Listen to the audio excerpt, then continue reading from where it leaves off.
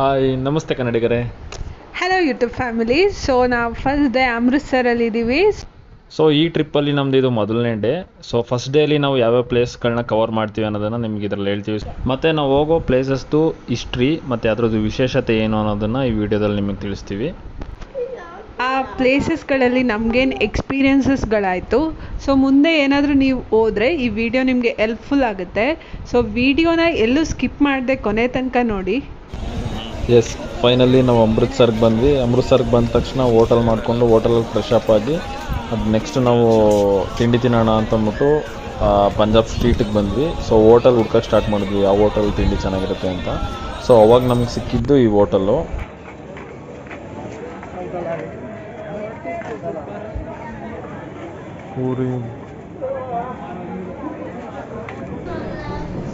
So ಒಳಗೆ ಹೋದ್ವಿ.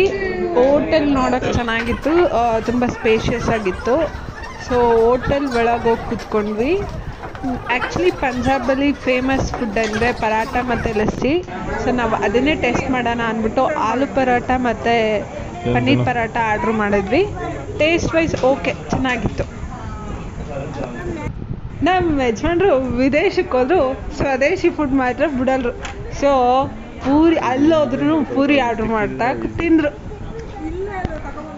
Actually puri ತುಂಬ ಚೆನ್ನಾಗಿತ್ತು. ಸೊ ಪೂರಿ ತಿನ್ಕೊಂಡು ನೆಕ್ಸ್ಟು ಜಲಿಯನ್ ವಾಲಾಬಾಗ್ಗೆ ಹೋಗೋಣ ಅಂತಂದ್ಬಿಟ್ಟು ಹೊರಟ್ವಿ. ಸೊ ಅಲ್ಲಿ ನೋಡಿದ್ರೆ ಸಿಕ್ಕಾಪಟ್ಟೆ ರಶ್ ಇತ್ತು, ಸಂತೆ ಥರ ಇತ್ತು. ಅದು ಆ್ಯಕ್ಚುಲಿ ಪಂಜಾಬ್ ಲೋಕಲ್ ಸ್ಟ್ರೀಟ್ ಅಂತಾರೆ. ಸೊ ಸಿಕ್ಕಾಪಟ್ಟೆ ಜನ ಇದ್ದರು. ಸೊ ಅಲ್ಲಿಂದ ನಾವು ಜಲಿಯನ್ ವಾಲಾಬಾಗ್ ಕಡೆ ಹೊರಟ್ವಿ. ಸೊ ಫೈನಲಿ ಜಲಿಯನ್ ವಾಲಾಬಾಗ್ ಬಂದ್ವಿ. ಸೊ ಇದೇನು ನೋಡ್ತೀರಾ, ಇದು ಎಂಟ್ರಿ ಗೇಟು. ಆ್ಯಕ್ಚುಲಿ ಇವಾಗ ಎಂಟ್ರಿ ಮತ್ತು ಎಕ್ಸಿಟು 2 ಗೇಟ್ ಮಾಡಿದ್ದಾರೆ. ಬಟ್ ಮೊದಲೇನಿತ್ತು, ಇದು ಒಂದೇ ಎಂಟ್ರಿ ಒಂದೇ ಎಕ್ಸಿಟ್ ಇತ್ತು. ಯಾರು ಒಳಗಡೆ ಹೋಗ್ತಾರೆ ಇದೇ ರಸ್ತೆಯಲ್ಲಿ ಒಳಗಡೆ ಹೋಗಿತ್ತು ಮತ್ತು ಇದರಲ್ಲೇ ಹೊರಗಡೆ ಬರಬೇಕಿತ್ತು. ಸೊ ಇಲ್ಲಿಗೆ ಯಾವುದೇ ಎಂಟ್ರಿ ಫೀಸ್ ಕೂಡ ಇಲ್ಲ, ಫ್ರೀಯಾಗಿ ಒಳಗಡೆ ಹೋಗ್ಬೋದು. ಸೊ ಗೋಡೆಯಲ್ಲೇ ಫ್ರೀಡಮ್ ಫೈಟರ್ಸ್ದು ಪಿಕ್ಚರ್ಸ್ ಎಲ್ಲ ಬಿಡಿಸಿದ್ರು, ತುಂಬ ಚೆನ್ನಾಗಿತ್ತು, ಸಿಕ್ಕಾಪಟ್ಟೆ ಸಕ್ಕತ್ತಾಗಿತ್ತು. ಸೊ ಇಲ್ಲಿ ಫೋಟೋ ತೊಗೊಂಡು ನಾವು ಒಳಗಡೆ ಹೊರಟ್ವಿ. ಸೊ ಜಲಿಯನ್ ವಾಲಾಬಾಗ್ ಏನಕ್ಕೆ ಫೇಮಸ್ ಆಗಿದೆ ಅನ್ನೋದು ನಿಮ್ಗೆ ಗೊತ್ತಿದೆಯಲ್ಲ. ಸೊ ಆವಾಗ ಬ್ರಿಟಿಷರ ಕಾಲದಲ್ಲಿ ಸೊ ಅವ್ರು ಮಾಡಿದಂಥ ನರಮೇಧದಿಂದ ಈ ಪ್ಲೇಸು ಈಗ ಫೇಮಸ್ ಆಗಿದೆ. ಸೊ ಈ ಪ್ಲೇಸ್ ಬಂದು 6.5 ಎಕರೆ ಇದೆ ಸುಮಾರು. ಸೊ ಸುಮಾರು 6.5 ಎಕರೆಯಲ್ಲಿ ಒಳಗಡೆ ನಮ್ಮ ಭಾರತೀಯರು ಫ್ರೀಡಮ್ ಫೈಟರ್ಸ್ ಇರೋ ಟೈಮಲ್ಲಿ ಸೊ ಇದು ಒಂದೇ ಎಂಟ್ರಿ ಇತ್ತು. ಈ ಎಂಟ್ರಿನ ಅವ್ರು ಬಂದು ಕ್ಲೋಸ್ ಮಾಡಿ ಸುತ್ತ ನಿಂತ್ಕೊಂಡು ಗುಂಡಾರಿಸ್ತಾರೆ. ಸೊ ಜಾಗ ಯಾವುದು ಅಂತ ನಾನು ನಿಮ್ಗೆ ತೋರಿಸ್ತೀನಿ. ಸೊ ಈ ಪ್ಲೇಸ್ದು ಹಿಸ್ಟ್ರಿ ಏನಂತ ಅಂದರೆ, ಬ್ರಿಟಿಷ್ ಅವರು ರೋಲಾಟ್ ಆ್ಯಕ್ಟ್ ಅಂತ ಒಂದು ಇಂಟ್ರೊಡ್ಯೂಸ್ ಮಾಡಿರ್ತಾರೆ. ಅದ್ರ ಆ್ಯಕ್ಟ್ ಏನಂತ ಅಂದರೆ, ಸೊ ಕಾಮನ್ ಪೀಪಲ್ನ ವಿತೌಟ್ ಎನಿ ಪರ್ಮಿಷನ್ ಅವರು ಅರೆಸ್ಟ್ ಮಾಡ್ಬೋದು ಆ್ಯಂಡ್ ಕಸ್ಟಡಿಗೆ ತೊಗೋಬೋದು ಅಂತ. ಸೊ ಇದನ್ನು ಇಂಟ್ರೊಡ್ಯೂಸ್ ಮಾಡೋದು ಮಾರ್ಚ್ 1919ನಲ್ಲಿ. ಇದನ್ನು ಅಗೇನೆಸ್ಟ್ ಆಗಿ ಪಂಜಾಬಲ್ಲಿರೋಂಥ ಜನಗಳು ಅಗೇನೆಸ್ಟ್ ಆಗಿ ಏಪ್ರಿಲ್ 13, 1999 ಅಲ್ಲಿ ಜಲಿಯನ್ ವಾಲಾಬಾಗ್ ಅನ್ನೋ ಪ್ಲೇಸಲ್ಲಿ ಪಂಜಾಬಲ್ಲಿರೋಂಥ ಜನಗಳು ಸೇರಿರ್ತಾರೆ. ಸೊ ಇದಕ್ಕೆ ಅಲ್ಲಿರೋಂಥ ಜನರಲ್ ಡೈರ್ ಅನ್ನೋ ಬ್ರಿಟಿಷ್ ವ್ಯಕ್ತಿ ಶೂಟೌಟ್ ಮಾಡೋಕ್ಕೆ ಆದೇಶ ಕೊಡ್ತಾನೆ. ಸೊ ನಮ್ಮ ಇಂಡಿಯನ್ ಪೀಪಲಲ್ಲಿ ಅರೌಂಡ್ 379 ಪೀಪಲ್ ಸತ್ತೋಗ್ತಾರೆ ಆ್ಯಂಡ್ ಅರೌಂಡ್ 1200 ಪೀಪಲ್ಗೆ ಆಗುತ್ತೆ. ಆ್ಯಕ್ಚುಲಿ ಈ ಅಂಕಿಅಂಶಗಳೇನಿದೆ ಇದೆಲ್ಲ ಬ್ರಿಟಿಷರ ಕಾಲದಲ್ಲಿ ಬ್ರಿಟಿಷ್ ಅವ್ರು ಕೊಟ್ಟಿರೋದು. ಸೊ ನಮ್ಮ ಇಂಡಿಯನ್ಸ್ ಪ್ರಕಾರ ಆ್ಯಕ್ಚುಲಿ ಅದು ಇನ್ನೂ ಜಾಸ್ತಿ ಇದೆ ಅಂತ ಹೇಳ್ತಾರೆ. 1000 ಜನ ಸತ್ತೋಗಿದ್ದಾರೆ ಅಂತ ಹೇಳ್ತಾರೆ. ಸೊ ಈಗೇನು ನೀವು ನೋಡ್ತೀರಾ ಟಿ ವಿ ಸ್ಕ್ರೀನಲ್ಲೆಲ್ಲ ಇದೆಲ್ಲ ಅಲ್ಲೇ ಪ್ಲೇ ಆಗ್ತಿರುತ್ತೆ. ಸೊ ಅದ್ರ ಕತೆ ಬಗ್ಗೆ ಎಲ್ಲ ಫುಲ್ಲು ಟಿ ವಿ ಸ್ಕ್ರೀನಲ್ಲೆಲ್ಲ ಪ್ಲೇ ಮಾಡಿದ್ದಾರೆ ಮತ್ತು ಕೆಲವೊಂದೆಲ್ಲ ಡಿಸ್ಪ್ಲೇ ಮಾಡಿದ್ದಾರೆ ಗೋಡೆಗಳಲ್ಲೆಲ್ಲ. ಸೊ ತುಂಬ ಚೆನ್ನಾಗಿದೆ. ಬಟ್ ಏನು ಅಂತಂದರೆ ಈ ಥರ ವಿಷಯಗಳು ಕೇಳಿದಾಗ ನಮಗೆ ತುಂಬ ನೋವಾಗುತ್ತೆ, ತುಂಬ ಬೇಜಾರಾಗುತ್ತೆ. ಇದನ್ನೆಲ್ಲ ನೋಡಿದ್ರೆ ನಮ್ಮ ಇಂಡಿಯನ್ ಫ್ರೀಡಮ್ ಫೈಟರ್ಸ್ಗಳು ಎಷ್ಟು ಹೋರಾಡಿದ್ದಾರೆ ಫ್ರೀಡಮ್ಗೋಸ್ಕರ ಅನ್ನೋದನ್ನು ತಿಳ್ಕೊಬೋದು.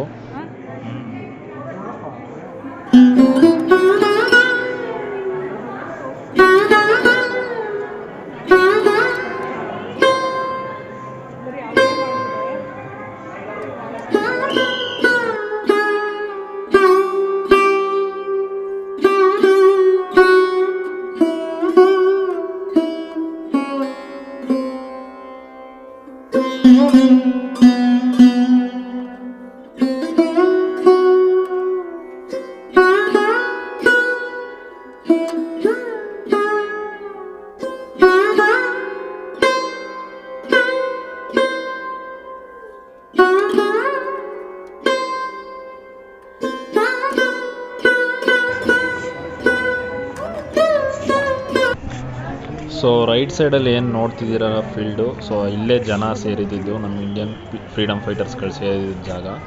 ಸೊ ಈ ಜಾಗದಲ್ಲಿ ಸೆಂಟ್ರಲ್ಲಿ ಎಲ್ಲರೂ ಸೇರಿದ್ದಾಗ ಸುತ್ತ ಬ್ರಿಟಿಷರು ನಿಂತ್ಕೊಂಡು ಗುಂಡಾರಿಸ್ತಾರೆ. ಸೊ ಅವ್ರು ಗುಂಡಾರಿಸ್ದ ಟೈಮಲ್ಲಿ ಜನಗಳು ತಪ್ಪಿಸ್ಕೊಳ್ಳೋಕ್ಕೋಸ್ಕರ ಓಡೋಗ್ತಾರೆ. ಸೊ ಓಡೋಗ್ಬೇಕಾದ್ರೆ ಈ ಮುಂದೆ ಏನು ನೋಡ್ತಿದ್ದೀರ ಇದು ಬಾವಿ. ಸೊ ಈ ಬಾವಿಗೆ ಬಿದ್ದು ತುಂಬ ಜನ ಬಾವಿಗೆ ಬಿದ್ದು ತಮ್ಮ ಪ್ರಾಣಗಳನ್ನ ಕಳ್ಕೊತಾರೆ. ಸೊ ಆ ಬಾವಿಗೆ ಫುಲ್ ಸುತ್ತ ಗೋಡೆ ಕಟ್ಟಿ ಗ್ಲಾಸ್ ಹಾಕಿ ಪ್ರೊಟೆಕ್ಟ್ ಮಾಡ್ತಿದ್ದಾರೆ, ಏನೂ ಹಾಳಾಗದೇ ಇರೋ ಥರ.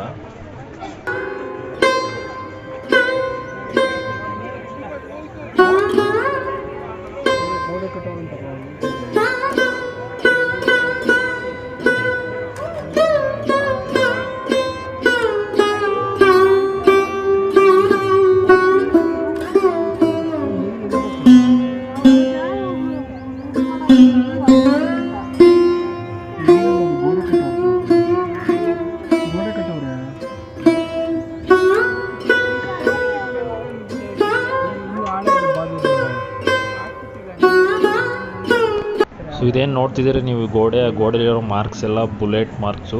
ಸೊ ಇದು 15 ಫೀಟ್ ಗೋಡೆ ಇದೆ. ಸೊ ಆ ಟೈಮಲ್ಲಿ ಫ್ರೀಡಮ್ ಫೈಟರ್ಸ್ ಇದರಿಂದ ತಪ್ಪಿಸ್ಕೊಳ್ಳೋಕೆ ಟ್ರೈ ಮಾಡಿದಾಗ ಬ್ರಿಟಿಷ್ ಆಡಿಸಿರುವಂಥ ಗುಂಡುಗಳು.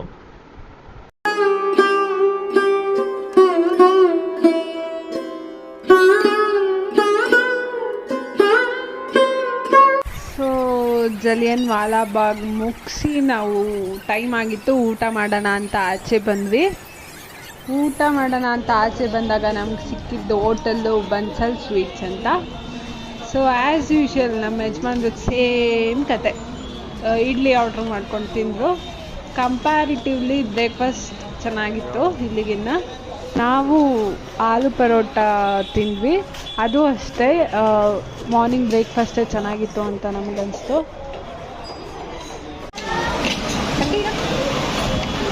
ಇಡ್ಲಿ ಸಾಂಬಾರು ಹೇಳ್ಬಿಡು. ಇಲ್ಲ ಅಂದ್ರೆ ಕೂತ್ಕೊಂಡೆ ಹೇಳ್ಬೇಕು, ಇನ್ನೇನು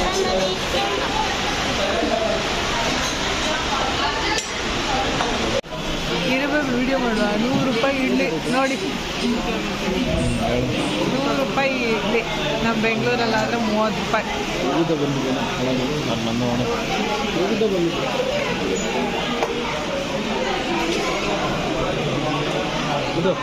ಟೇಸ್ಟ್ ಹೆಂಗಿದೆ? Aloo paratha but not worth of money. ನಮ್ಮೂರ್ನೇ ವಾಟ್ಸಪ್ ಹೇಳ್ತಾರಲ್ಲ, ಪಕ್ಕದ ಕಡೆ ಈಗ ನಮ್ಮೂರು ಬೆಳೆ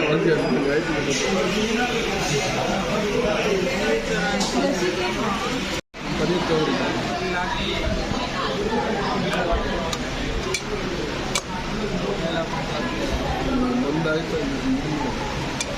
ಇಷ್ಟು 218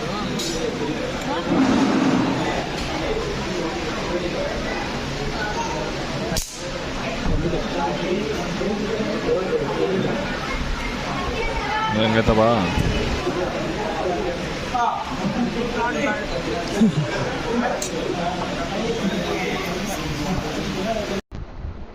ಊಟ ಮುಗಿಸಿ ನಾವು ವಾಘಾಬಾರ್ಡ್ರ್ ಹೋಗೋಣ ಅಂತ ಪ್ಲ್ಯಾನ್ ಮಾಡಿದ್ವಿ. ಕ್ಯಾಬ್ನ ವಿಚಾರಿಸಿದ್ವಿ, ಬಟ್ ತುಂಬ ಕಾಸ್ಟ್ಲಿ ಹೇಳಿದ್ರು. ಸೊ ನೀವೇನಾದರೂ ಹೋಗಿದ್ರೆ ಲೋಕಲ್ ರಿಕ್ಷಾನೇ ಪ್ರಿಫರ್ ಮಾಡಿ. ಸೊ ನಾವು ಲೋಕಲ್ ರಿಕ್ಷಾನೇ ಪ್ರಿಫರ್ ಮಾಡಿದ್ವಿ. ನಾವಿವಾಗ ವಾಘಾಬಾರ್ಡ್ರ್ ಹೋಗ್ತಾ ಇದ್ದೀವಿ.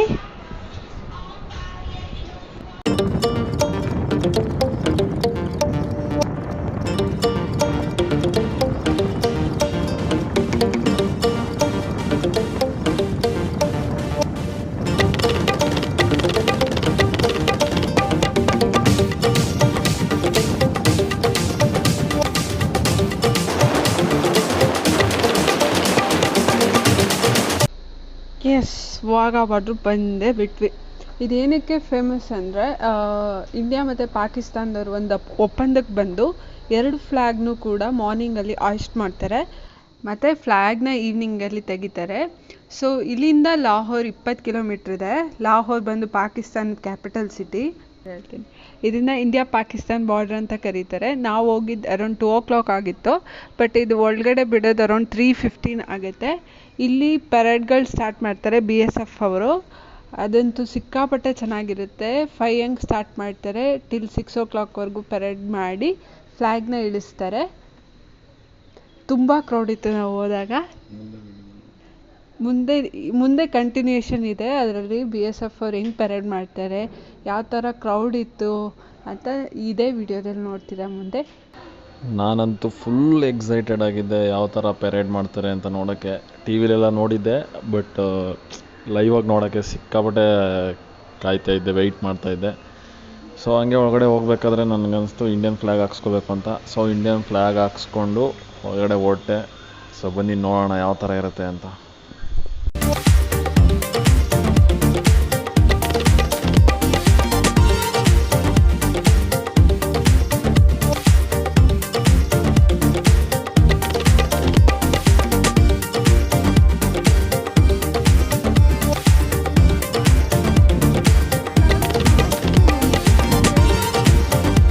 ಎಸ್, ಫೈನಲಿ ಬಂದ್ವಿ. ಸೊ ಇದೇನು ನೋಡ್ತಿದ್ದೀರಾ, ಇದು ನಮ್ಮ ಇಂಡಿಯನ್ ಸೈಡು. ಸೊ ಆ್ಯಕ್ಚುಲಿ ಮೇಲ್ಗಡೆ ಎಲ್ಲ ಇವಾಗ ಖಾಲಿ ಕಾಣಿಸ್ತಿದೆ, ಬಟ್ ಹೋಗ್ತಾ ಹೋಗ್ತಾ ಅದು ಕೂಡ ಫುಲ್ ಆಗುತ್ತೆ. ಸೊ ಈ ಕಡೆ ಏನು ನೋಡ್ತಿದ್ದೀರಾ, ಆ ಸೈಡ್ ಏನು ನೋಡ್ತಿದ್ದೀರಾ, ಅದು ಬಂದು ಪಾಕಿಸ್ತಾನು. ಒಬ್ಬರು ಇರಲಿಲ್ಲ, ಎಲ್ಲೋ ಒಬ್ಬರು ಇಬ್ಬರು ಇದ್ದರು. ಸೊ ನಮ್ಮ ಸೈಡಂತೂ ಭಯಂಕರ. ನಮ್ಮ ಕಡೆ ಇಂಡಿಯನ್ ಸೈಡು 1 ಗಂಟೆ 2 ಗಂಟೆಯಿಂದನೇ ಕಾಯ್ತಾಯಿದ್ರು ಪೆರೇಡ್ಗೋಸ್ಕರ. ಸೊ ಅಲ್ಲಿ 4 ಗಂಟೆ 5 ಗಂಟೆ ಆದರೂ ಯಾರೂ ಇಲ್ಲ. ಮನೆಗೂ ಯಾರೂ ಬರಲಿಲ್ಲ, ಸ್ವಲ್ಪ ಜನ ಮಾತ್ರ ಇದ್ದರು, ಬೆರಳೆಣಿಕೆ ಜನ ಮಾತ್ರ ಇದ್ದರು. ನಮ್ಮ ಇಂಡಿಯನ್ ಸೈಡಂತೂ ತುಂಬ ಕ್ರೌಡ್ ಅಂದರೆ ತುಂಬ ಕ್ರೌಡು, ಸಖತ್ತಾಗಿತ್ತು. ಸೊ ನೋಡಿ ನೀವು ಕೂಡ ಸ್ವಲ್ಪ ಕೆಲವೊಂದು ಸ್ಮಾಲ್ ಬಿಟ್ಸ್ಗಳು ಹಾಕಿದ್ದೀನಿ ಇದ್ರ ಬಗ್ಗೆ.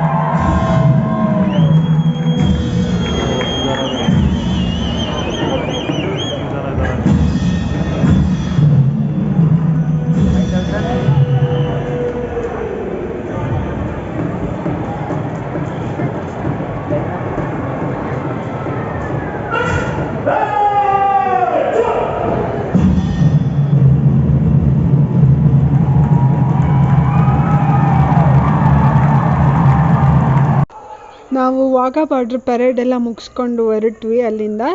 ಸೊ ಅರೌಂಡ್ 8 ಆಗಿತ್ತು. ಅಮೃತ್ಸರಲ್ಲಿರೋ ಗೋಲ್ಡನ್ ಟೆಂಪಲ್ ಹೋಗೋಣ ಅಂತ ಬರ್ತಾ ಇದ್ದೀವಿ.